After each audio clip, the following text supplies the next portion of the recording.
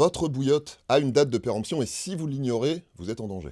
Les témoignages se multiplient depuis quelques temps sur les réseaux sociaux. Des utilisatrices et des utilisateurs partagent des vidéos ou des photos de brûlures assez sévères. Mais alors, qu'est-ce qui s'est passé? Eh ben, pour lutter soit contre le froid, soit contre des douleurs menstruelles, par exemple, ces personnes, elles ont rempli leur bouillotte d'eau brûlante, elles l'ont placée contre leur corps, et puis, patatras, l'objet s'est mis à fuir et les a ébouillantés.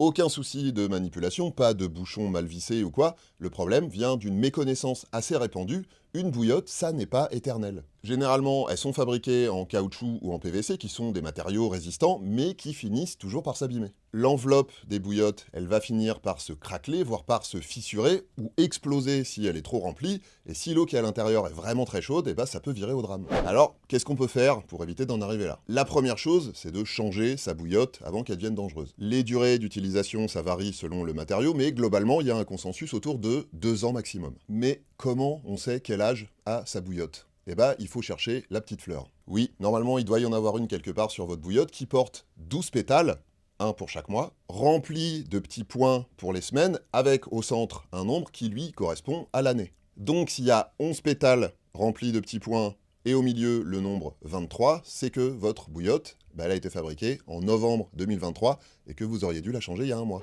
Mais pour éviter les drames, il y a aussi d'autres astuces. D'abord, ne remplissez jamais votre bouillotte au-delà des 2/3 et avec de l'eau à 70-80 degrés maximum. Ne la mettez surtout pas au micro-ondes et jamais directement contre votre peau, utilisez un étui ou une serviette par exemple. Et bien sûr, avant de vous en servir, vérifiez bien qu'elle est ni craquelée ni fissurée. Ensuite, une fois que vous avez terminé, pensez à bien la vider et à la faire sécher scrupuleusement. Et puis dernier petit conseil, les bouillottes sèches, ça existe aussi, alors elles sont pas éternelles non plus, mais au moins elles coulent pas.